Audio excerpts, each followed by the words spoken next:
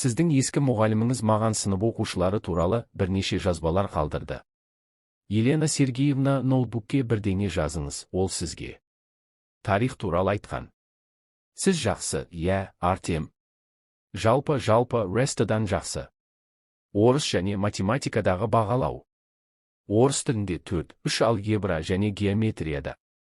Өткен жылдың тарихында бесеуінің 4-тен 3 бөлігі ғана тек 4-4-тен тұрады. Айтыңызшы, сіз бұған дейін тәрбиешімен жасадыңыз ба? Мен юрфаққа барғым келді. Мен қоғамда және тарихта аздап жасадым, егер сіз өз ойыңызды өзгертпесеңіз. Әрекет ету үшін мен сізге сабақтарды үзу туралы кеңес бермеймін. Біз жаңа оқимыз.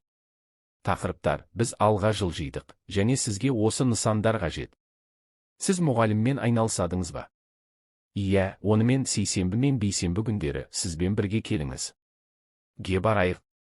Бізге студенттердің жақсы бағалары қажет, ал олар шынымен болатындар қажет. Сіз сөйлегеніңіздей, ақысыз ақша табыңыз, және сізде бар.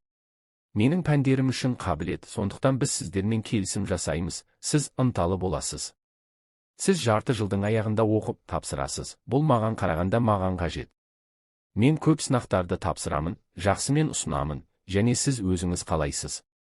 Сіз жақсы сыныптар аласыз, сіз және менде 6 жылдан айырмашылығы бар, бұл ондай емес.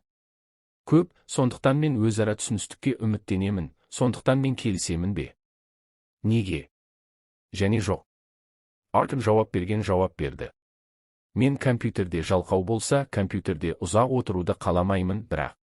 Жігіт оның пайдасын оның ләззатына соғанысымен қосты. Сонымен біз ертең кездесеміз. Елена Сергеевна қағазда бір нәрсе шығарды. Міне Артемдегі Артемдің бесеуінде ең боялған. Ұятсыз суреттер, бірақ оларға бөлдік. Гормондар 18 жаста.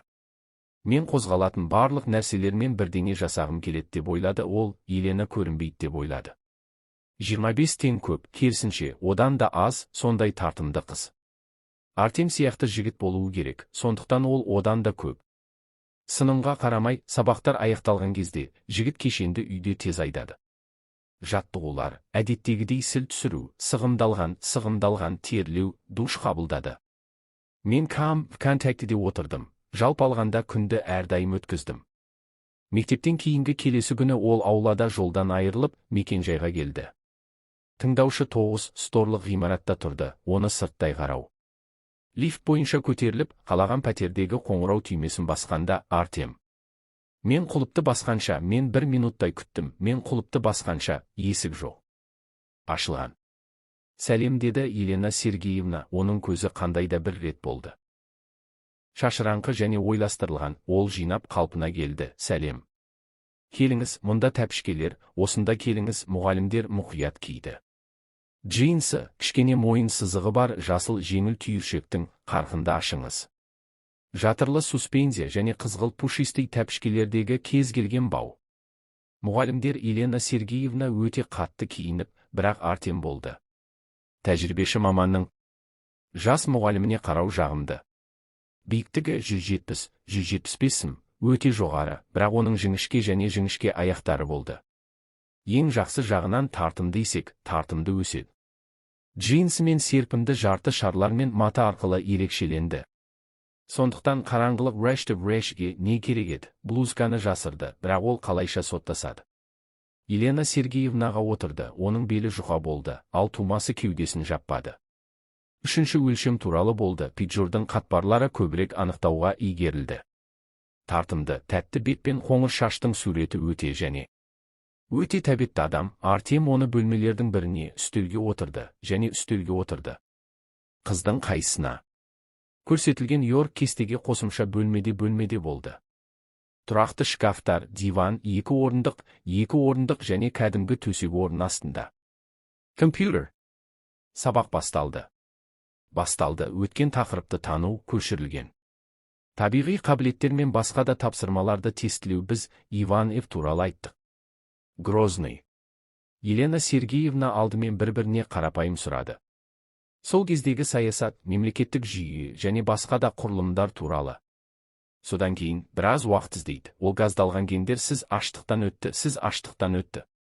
Менің ойымша менде печенье бар, енді мен оны әкелемін, ол оны көтеріп, дерлік ұрады. Артем Хепистаусен. Артем үшін басқарылған жамбас бөлмеге қарап, созылып, ге қарады. Ол тағылымдамадан өткенді ұнататын, ол әлі көп емес еді. Оны және олар ас үйде бірдеңе танытып жатқанда, олар тез ортақ тілді тапты, ал. Артем кенеттен шкафта, әйнек есіктің артында көлеңкеде, бұрышта байқады. Екі қадалар біріктірілген және цилиндрлік формалар. Бұл өте жақсы болған жоқ, сондықтан ол ештеңе туралы ойланбады. Нәкака, бірақ содан кейін Елена Сергеевнаның қадамдары тыңдалды, ал жігіт, солай емес. Оның бөлмедегі атмосфераға қарап тұрғанын көрсетіп, ноутбукке қарай жүрді. Міне, өзіңізде өңдеңіз, мен сізге 102-ші бетті ашыңыз. Осы кітапты оқып шығыңыз, содан кейін біз мұны сізбен тағы да талқылаймыз. Солға, бірақ тапсырманы бастамас бұрын Артем жылжуға тырысады. Жылан тұрып, шкафқа барып, қыстырды, ал оны ұзартып жатқанын түсінді. Элемент ұзын, сантиметр 25, қалың резеңке және қара. Жігіттің көзі маңдайына көтеріліп, жақы еденге дерлік қараңғыланды. Оның көзіне сенбе, тез телефон шалып, оны ашты. Дыбыссыз фотосурет, содан кейін ол үстелге оқулықтармен бірге оралды және ешқандай күдіктей алмайтын дәптерлер шаймен бірге оралды. Не? Оқу.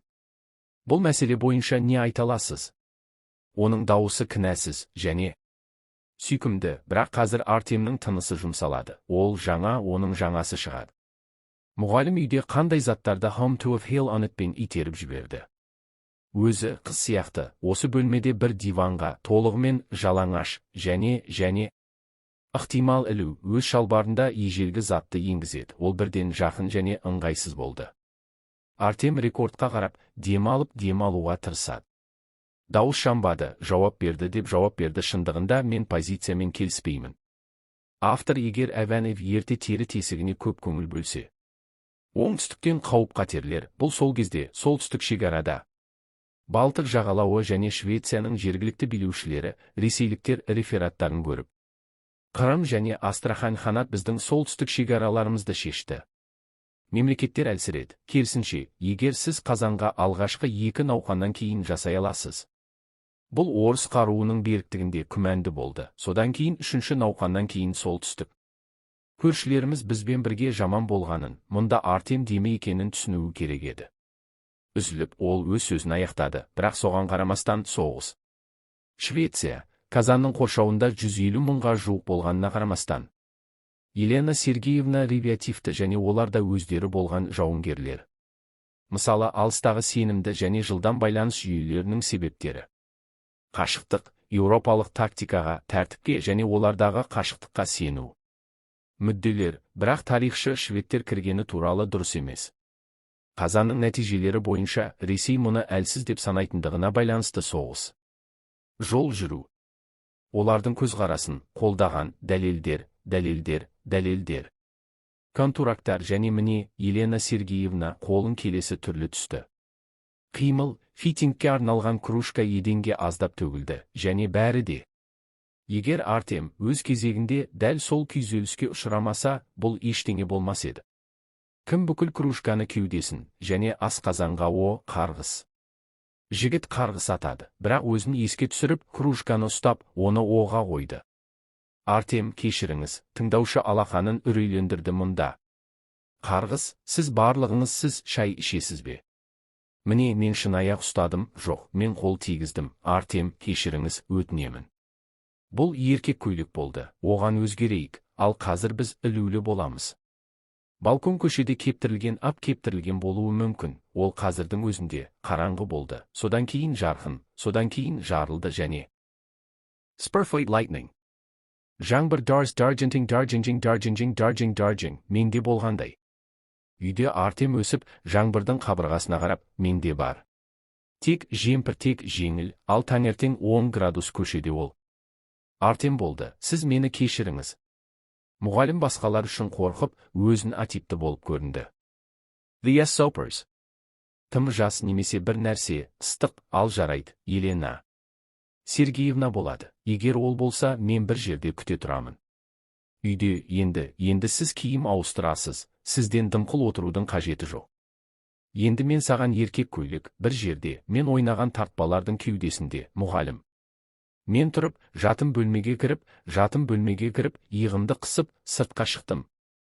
Ол дымқыл жейдесін шешіп, оқиға шықты, келген мұғалім шықты.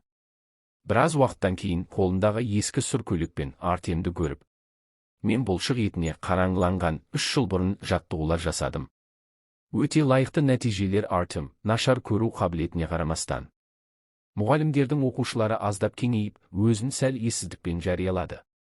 Дегенмен мұғалім, егер баспасөз, кеуде қуысынан іздейтін мұғалім. Бұлшық еттер көйлек таратып, дымқылданып, оны құрғатыңыз. Біреудің иығынан киім Артемге кішкентай, және оған жарылыс кезінде отырды, және қайтып келе сәл жанаса, суық тиді. Не? Ол ата-анасына қоңырау шалып, оның кішкене кідіріс болатынын айтып.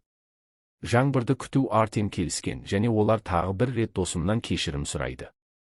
Досың алдында және бұдан бұлай бұл оқиға туралы ешкімге айтуға шешім қабылдау. Жауын шашынға оралды, жаңбырдан кейін Артем тағы да өзгерді. Оның сәл кептірілген киіміне оралып, Елена Сергеевна оны бұған дейін басқарды. Пәтерден кету ең бастысы, суық тиюге болмайды, әйтпесе мен өзімді өмірдің табытына кінәлай аламын. Мен қобалжуда мен суық тигізбеймін деп жауап беремін, жауап берді.